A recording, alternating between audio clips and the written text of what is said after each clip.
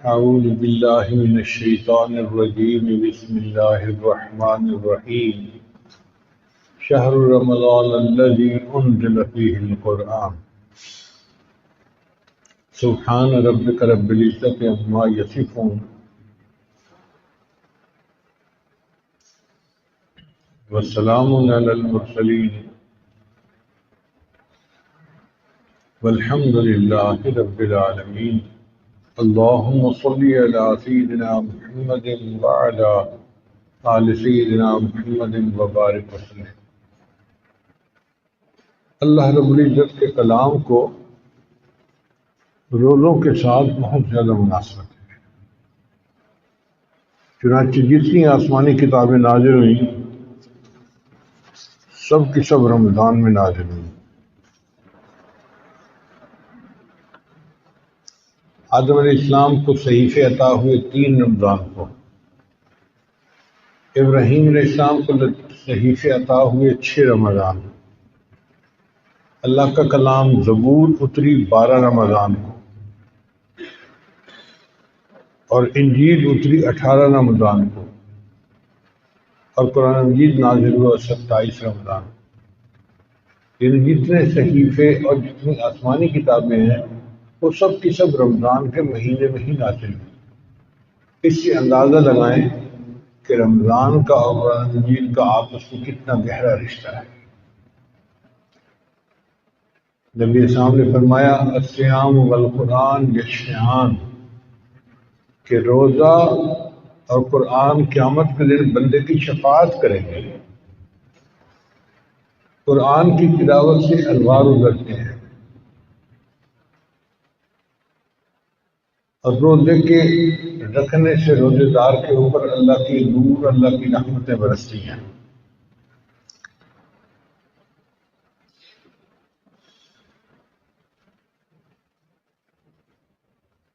پھر قرآن مجید قیامت کے دن بندے کی شفاعت کرے گا، اور روزہ بھی قیامت کے دن بندے کی شفاعت کرے گا۔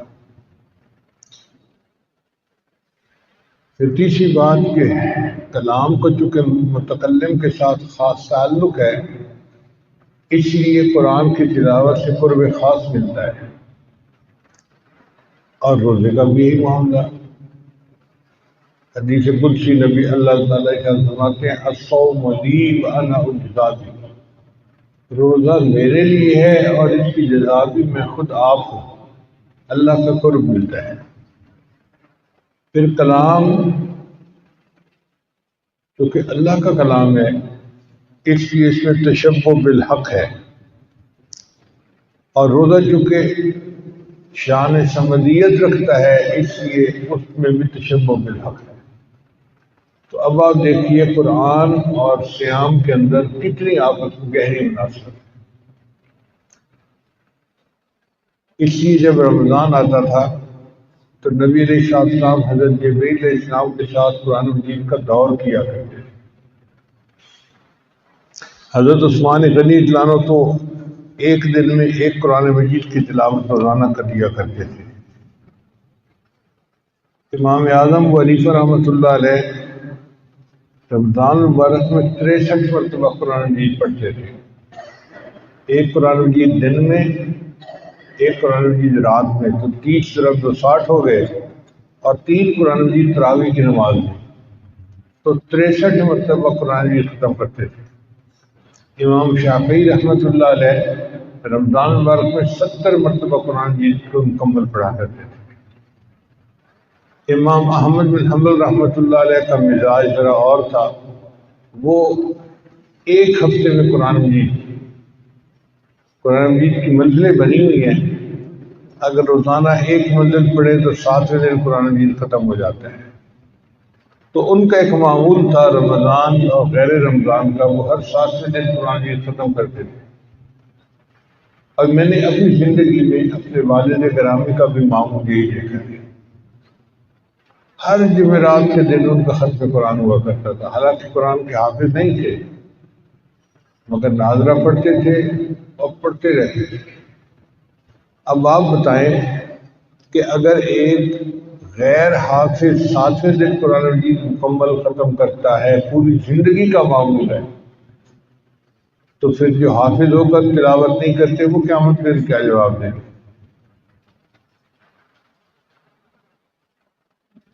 حضرت قتادہ رحمت اللہ علیہ وہ بھی ہر 7ویں دن قرآن ختم کیا کرتے ہیں. پھر جب رمضان آتا تھا تو ہر 3 دن میں قرآن مجید ختم کیا کرتے تھے، اور جب رمضان کا آخری عشرہ آتا تھا تو ہر روز ایک قرآن مجید ختم کیا کرتے تھے. زبیر الیامی رحمۃ اللہ علیہ کے ہاں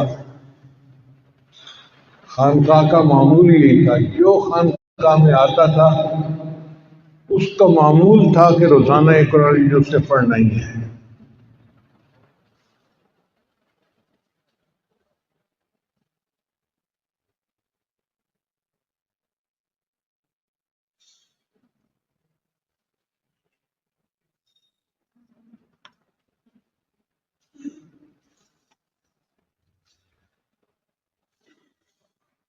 پھر قرآن مجید دلوں کا مقناطیس ہے،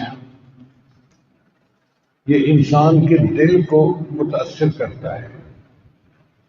جیسے مقناطیس یہاں بھی ہو، وہ لوہے کو اپنی طرف کھینچ لیتا ہے. قرآن مجید جہاں پڑھا جائے یہ قلب سلیم کو اپنی طرف کھینچتا ہے. اتر کر ہیرا سے سوئے قوم آیا، اور ایک نسخہ کیمیا ساتھ لایا. وہ بجلی کا کڑکا تھا یا صوت ہادی، عرب کی زمین جس نے ساری ہلا دی. چنانچہ صحابہ کرام قرآن مجید پڑھتے تھے، ان پر گریہ طاری ہو جاتا تھا. وہ اللہ کی محبت میں روتے تھے. قرآن مجید ان کے دلوں کو متاثر کرتا تھا. آج کل ہمارا حال اتنا برا ہے کہ ہمیں بزرگوں کا کلام اور ادھر ادھر کی باتیں سن کے تو رونا آ جاتا ہے، قرآن مجید پڑھ کے رونا نہیں آتا. اس کی وجہ پتہ کیا ہے؟ اگر دل میں اللہ کی محبت ہوگی تو قرآن مجید پڑھ کے رونا آئے گا، اور اگر مخلوق کی محبت ہوگی کسی انسان کی، مال جائیداد کی، تو پھر مخلوق کے کلام سے انسان متاثر ہوگا. چنانچہ میاں محمد بخش احمد کا کلام پڑھو مجمع رونا شروع کر دیتا ہے، اور قرآن پڑھو تو سب آرام سے بیٹھے ہوتے ہیں، احساس ہی نہیں ہوتا کسی کو. اس لیے کہ اللہ سے وہ تعلق نہیں جو ہونا چاہیے تھا. اگر ہوتا تو ہم اپنے آنسوؤں کو قابو میں نہ رکھ سکتے. سیدہ اسی طرح نہ فرماتی ہیں کہ نبی علیہ السلام میرے پاس بستر سے تشریف لائے اور پھر فرمان لگے کہ اذن علی عائشہ، عائشہ مجھے تو اجازت دے، اتعبد ربی، میں اپنے رب کی عبادت کرتا ہوں. فرماتی ہیں کہ نبی علیہ السلام مصلی پہ کھڑے ہو گئے اور آپ نے قرآن مجید کی تلاوت شروع کر دی، اور آپ تلاوت میں اس طرح رو رہے تھے کہ جس طرح پانی کے قطرے زمین پر گرتے ہیں ان کی آواز آتی ہے. نبی علیہ السلام کے آنسو مبارک مصلی پہ گر رہے تھے اور میں گرنے کی آواز سن رہی تھی. میرے آقا صلی اللہ علیہ وسلم قرآن پڑھتے تھے اور روتے تھے. چنانچہ ایک مرتبہ نبی علیہ السلام نے قرآن مجید کی آیت پڑھی، ان تعذبہم فإنہم عبادک. بار بار آیت کو پڑھتے تھے، بار بار آیت کو پڑھتے تھے اور روتے تھے. پہلے یہ بات ذرا کم سمجھ میں آتی تھی، لیکن آج کل کے زمانے میں بچوں میں کھانے کی ایک چیز ہے جس کو چنگم کہتے ہیں. ہم نے دیکھا بچے بیٹھے بس منہ ہلاتے ہی رہتے ہیں، چلاتے ہی رہتے ہیں. بھائی بچوں کیا کر رہے ہو؟ کہنے لگے یہ چنگم ہے، اس کو چبانے کا مزہ آتا ہے. جس طرح بچے مزے کی خاطر چنگم کو 1 گھنٹہ چباتے رہتے ہیں، اسی طرح اہل اللہ ایک ایک آیت کو مکرر پڑھ پڑھ کے مزے لیا کرتے، لطف آتا تھا. پوری رات پڑھتے رہے، ان تعذبہم فإنہم عبادک وإن تغفر لهم فإنک انت العزیز الحکیم.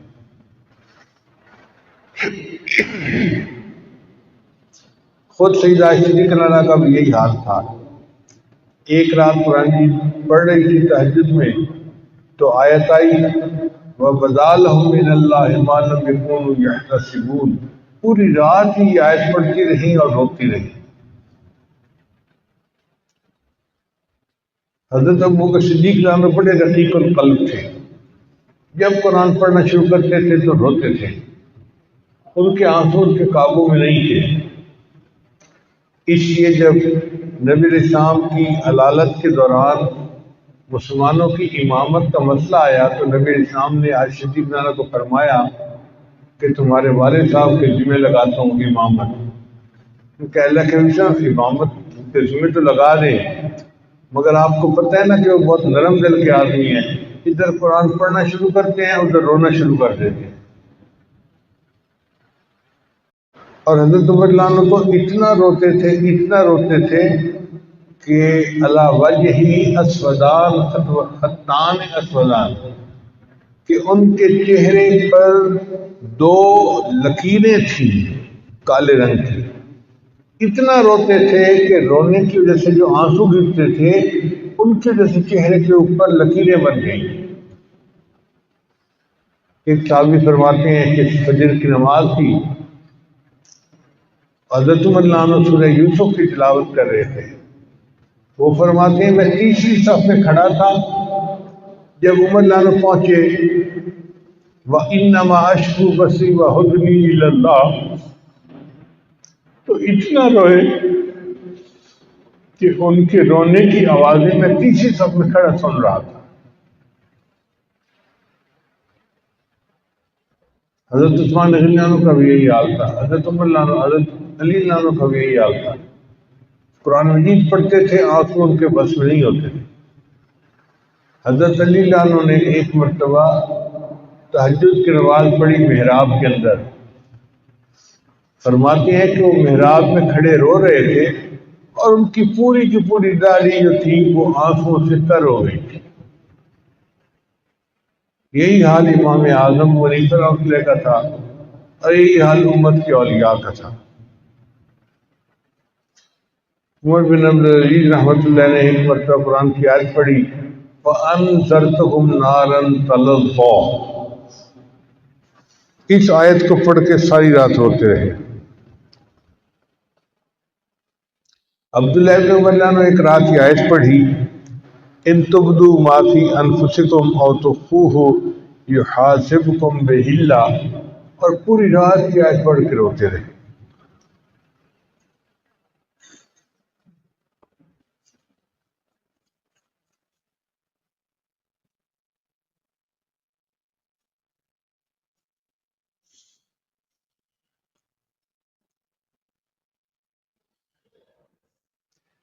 بصرہ کے قاضی تھے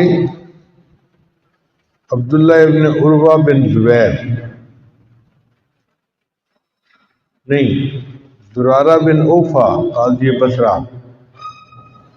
ان کے سامنے کسی نے قرآن کی آیت پڑھی فَإِذَا نُقِرَ فِي النَّاقُورِ، تو اس آیت کو سن کے ان کے اوپر کبکبی طاری ہوئی، حتیٰ کہ روح نکل گئی اور وہ مر گئے، فوت ہو گئے۔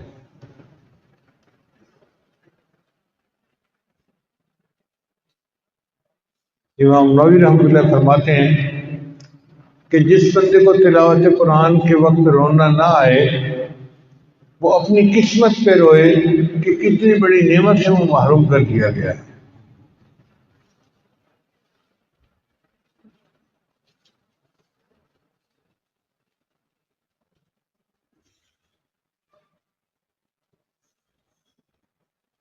جب انسان و محبت ہوتی ہے نا کسی سے تو پھر محبوب سے باتیں کرنے میں اور اس کی باتیں سننے میں لطف اور مزہ آتا ہے۔ چنانچہ یہ نوجوان لڑکے خود بتاتے ہیں کہ اپنے تعلق والوں کو 5-5 گھنٹے 6-6 گھنٹے کی لمبی کالیں کرتی ہیں۔ لاہور ڈیفنس کا ایک لڑکا مجھے کہنے لگا میں نے آج رات فلاں سے 9 گھنٹے بات کی، میں تو سن کے ہی حیران ہو گیا، 9 گھنٹے فون پہ بات ہوتی رہی۔ اور پھر مجھے یاد آیا کہ واقعی اللہ والے بھی راتوں کو 9 گھنٹے 10 گھنٹے مصلی پر بیٹھ کر اللہ کے قرآن پڑھتے تھے اور اپنے اللہ سے باتیں کیا کرتے۔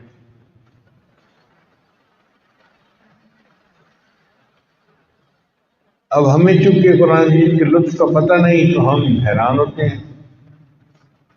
ایک چھوٹا بچہ بلوغ کی لذت کو کیا جانے. اسی طرح ہم روحانی طور پر نابالغ ہیں، ہم قرآن مجید کی لذت کو نہیں جانتے. لا یمسہ الا المطہرون، اللہ فرماتے ہیں کہ ان معارف کو وہی حاصل کر سکتا ہے جس کا دل پاک ہوتا ہے، اور جس کا دل ناپاک ہو، ناجائز محبتوں سے بھرا ہوا ہو، گناہوں کی ظلمت سے ہٹا ہوا ہو، اس دل کو اس لذت کا کیا پتا. اس لیے اپنے دلوں کو صاف کرنے کی ضرورت ہے. سیدنا عثمان رضی اللہ عنہ فرمایا کرتے تھے لو طہرت قلوبکم ما شبعتم من کلام ربکم، اگر تمہارے دل پاک ہوتے تم اللہ کے کلام کو پڑھنے سے کبھی دل نہ بھرتا تمہارا.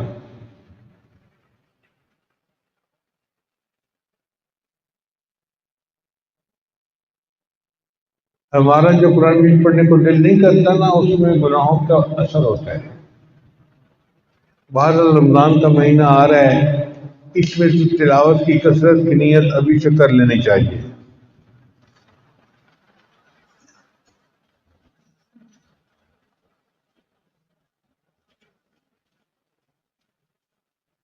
یہ قرآن مجید اللہ کی بولی ہے، اللہ کا کلام ہے. دوسری آسمانی کتابوں سے یہ مختلف ہے. آج کے دور میں سمجھنا شاید آسان ہو.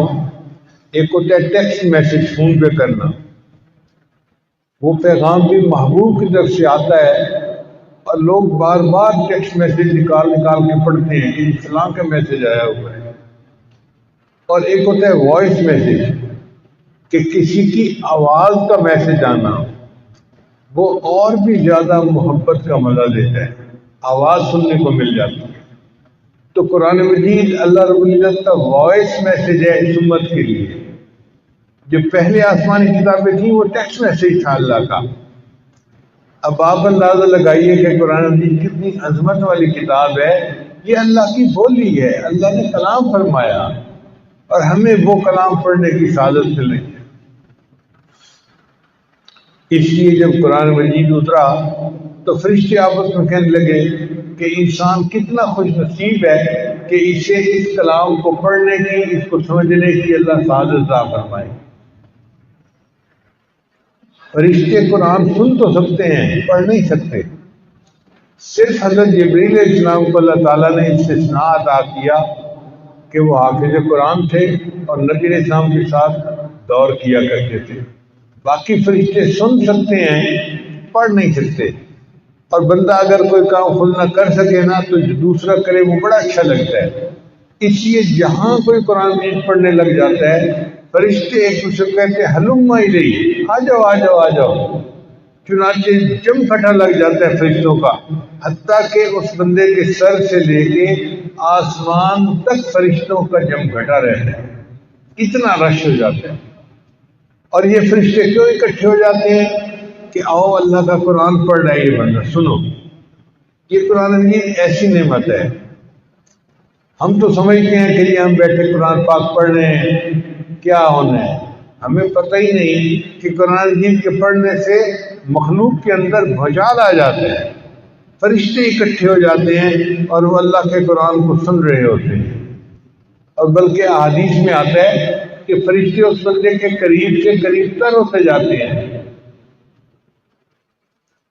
حتیٰ کہ ان میں سے ایک فرشتہ اس قرآن مجید پڑھنے والے کے لبوں کے اوپر اپنے لب رکھ دیتا ہے. یہ حدیث کے الفاظ ہیں. اس کا مطلب یہ کہ فرشتے اس آدمی کے ہونٹوں کو بوسہ دیتے ہیں جو اللہ کا قرآن پڑھ رہا ہوتا ہے محبت کی وجہ سے. اب ہمیں کبھی قرآن پڑھتے ہوئے یہ احساس ہوا کہ ہم بیٹھے قرآن پڑھ رہے ہیں اور فرشتے ہمارے لبوں کو بوسہ دے رہے ہیں؟ کاش کہ اللہ ہمیں وہ لذت عطا فرمائے قرآن مجید پڑھنے کی، اور قرآن مجید کو پڑھنے سے جو لذت آتی ہے وہ بھی اللہ ہمیں عطا فرمائے. چنانچہ ایک قاری تھے سباشر کے قراء میں سے، ان کے منہ سے خوشبو آتی تھی. تو ایک طالب علم ان کے پیچھے لگ گیا، حضرت آپ کوئی الائچی منہ میں رکھتے ہیں، آپ کے منہ سے اتنی خوشبو آتی ہے۔ کہا نہیں، میں تو کوئی الائچی منہ میں نہیں رکھتا حضرت، اتنی خوشبو آتی ہے، اتنی خوشبو، بھائی میں کوئی الائچی منہ میں نہیں رکھتا۔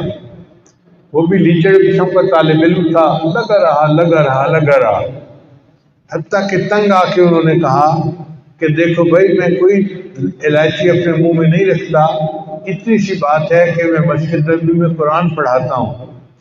ایک رات مجھے خواب میں نبی اسلام کی زیارت نصیب ہوئی، اور اللہ کے حبیب صلی اللہ علیہ وسلم نے فرمایا کہ تم میری مسجد میں قرآن پڑھاتے ہو، لاؤ میں تمہارے لبوں کو بوسہ دوں۔ تو خواب میں جب نبی اسلام نے میرے لبوں کو بوسہ دیا، اس وقت سے میرے منہ سے خوشبو آتی ہے۔ تو جو لب اللہ کا قرآن پڑھتے ہیں، اللہ کے محبوب صلی اللہ علیہ وسلم خواب میں اور لبوں کو بوسہ دیتے ہیں۔ یہ قرآن مجید اتنی عظمت والی کتاب ہے۔ لہذا رمضان مبارک کا مہینہ قریب ہے، ہم ابھی سے تیاری کر لیں کہ ہم نے اس رمضان میں غیر ضروری کاموں کو چھوڑنا ہے اور پورا دن اللہ کے قرآن کی تلاوت کرنی ہے، پورا دن۔ عورتیں بھی قرآن پڑھیں، مرد بھی قرآن پڑھیں، بچے بھی پڑھیں، بوڑھے بھی پڑھیں، جتنا پڑھ سکتے ہیں پڑھیں۔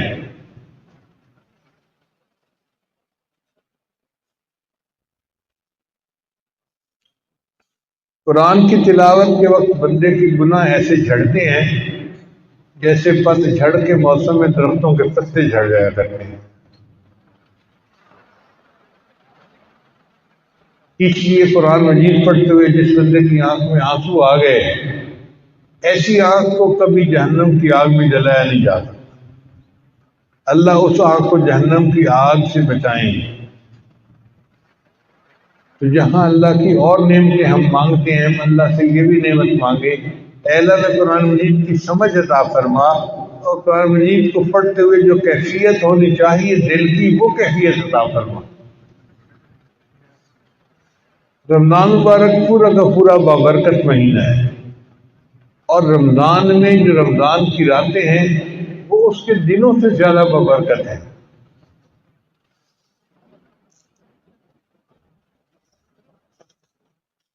کہتے ہیں کہ ایک مرتبہ رات اور دن کے درمیان مناظرہ ہوا۔ دن نے رات کو کہا کہ تو میرا مقابلہ نہیں کر سکتی، میں دن ہوں اور دن کے اندر سورج نکلتا ہے، ہر طرف روشنی ہوتی ہے، دنیا کے کاروبار چلتے ہیں، دفتر چلتے ہیں، ایک دوسرے کے ساتھ کاروباری ملاقاتیں ہوتی ہیں، اور ہنگامہ دنیا چلتا ہی دن کے اندر ہے، حرکت ہوتی ہے، برکت ہوتی ہے، رزق ملتا ہے۔ تو ساری دنیا کا نظام دن کی وجہ سے قائم ہے۔ اس نے پوچھا اور؟ اس نے کہا کہ دیکھو، ظہر اور عصر کی 2 نمازیں دن میں ہوتی ہیں، مجھے یہ سعادت حاصل ہے۔ تو رات نے کہا کہ اچھا اب میری بات سنو، کہ دن میں دفتر کھلتے ہیں، کاروباری ملاقاتیں ہوتی ہیں، میں رات ہوں، رات میں اندھیرا ہوتا ہے، اور اندھیرے میں اللہ والوں کے مصلے بچھتے ہیں، اور ان مصلوں پہ بیٹھ کے وہ اپنے اللہ سے سرگوشیاں کر رہے ہوتے ہیں، اللہ سے مناجات کر رہے ہوتے ہیں۔ تو یہ جو محبت کی باتیں ہیں یہ رات ہی کو ہوتی ہیں۔ پوری رات مصلے پہ بیٹھ کے اولیاء اللہ گزار دیتے ہیں۔ اولیاء اللہ کے جو قلوب ہیں وہ شمس العارفین، وہ تو معرفت کے سورج ہیں۔ اور پھر یہ بھی سوچ لو کہ اللہ تعالیٰ آسمان دنیا میں جو نزول فرماتے ہیں تو حدیث میں آتا ہے کہ رات کے آخری پہر میں، اور اعلان ہوتا ہے حل من سائل فأعطی اللہ، ہے کوئی سوال کرنے والا جس کو کہ میں عطا کر دوں۔ تو یہ اعلان اللہ کی طرف سے رات کے آخری پہر میں ہوتا ہے، یعنی اللہ کا انعام اتنا ہوتا ہے کہ باقاعدہ پوچھا جاتا ہے کوئی سوال کرنے والا کہ میں اس کو عطا کر دوں.